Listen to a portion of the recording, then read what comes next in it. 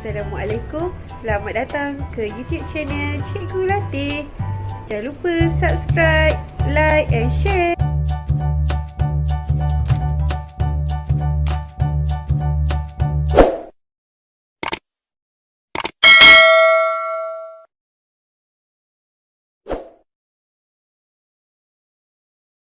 Assalamualaikum dan apa khabar murid-murid? Hari ini Ustazah akan kongsikan satu video pembelajaran yang bertajuk Diriku Bersih di bawah bidang tajuk Ibadah.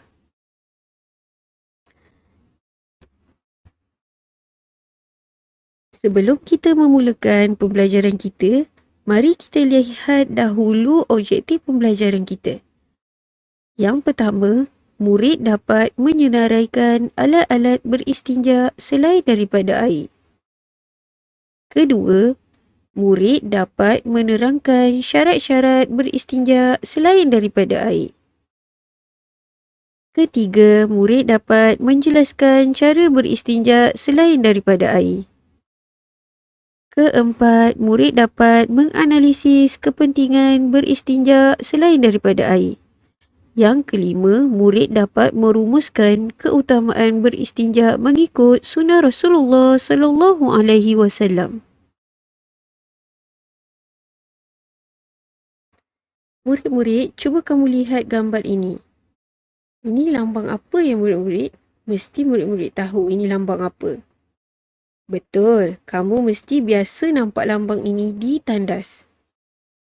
Apabila kita ke tandas, kita akan menunaikan qada hajat dan akan beristinja. Murid-murid, Ustazah nak tanya, istinja tu apa ya?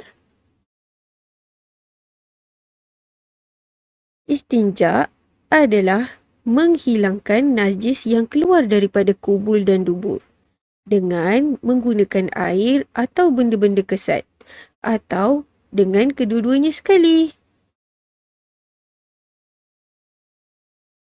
Murid-murid, apakah hukum beristinja? Hukum beristinja adalah wajib. Seterusnya, mari kita lihat alat-alat untuk beristinja. Alat-alat untuk beristinja ada dua. Yang pertama, air mutlak. Yang kedua, benda-benda kesat. Seterusnya, mari kita lihat contoh-contoh benda-benda kesat. Yang pertama adalah batu. Mari kita sebut sama-sama murid. Batu. Murid-murid, permukaan batu mestilah tidak tajam.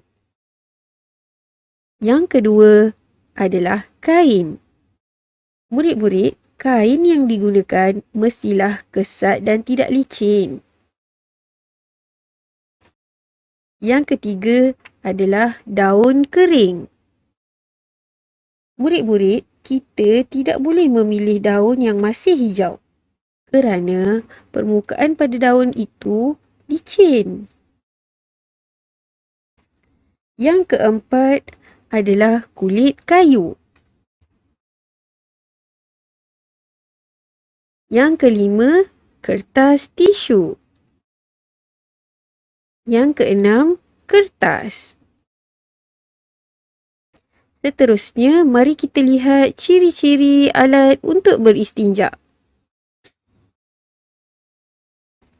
Ciri-ciri alat untuk beristinja yang pertama ialah mestilah benda-benda kesat seperti yang kita telah pelajari tadi.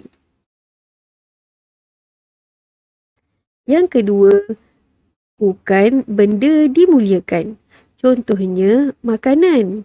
Kita tidak boleh menggunakan makanan sebagai alat untuk kita beristinja. Yang ketiga, bersih dan suci. Bukan benda-benda kotor seperti najis atau darah.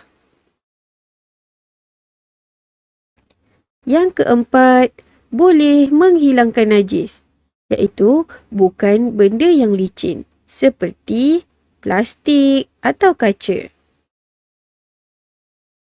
Seterusnya, mari kita lihat pula syarat-syarat beristinja selain air.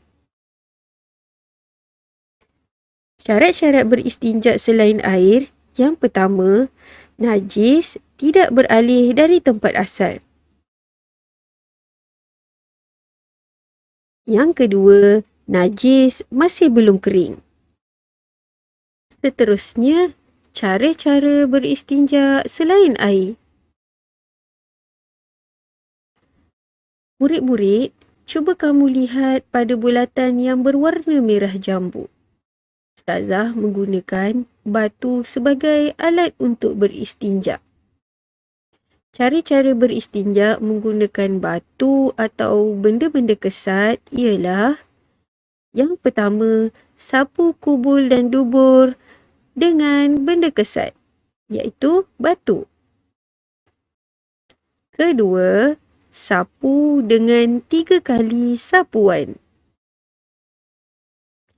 Ketiga, setiap sapuan menggunakan benda kesat yang baharu. Murid-murid, jika kita mempunyai air tetapi tidak cukup untuk beristinja, cara yang lebih afdal ialah menggunakan benda kesat dahulu sebelum menggunakan air. Seterusnya adalah kepentingan beristinja selain air.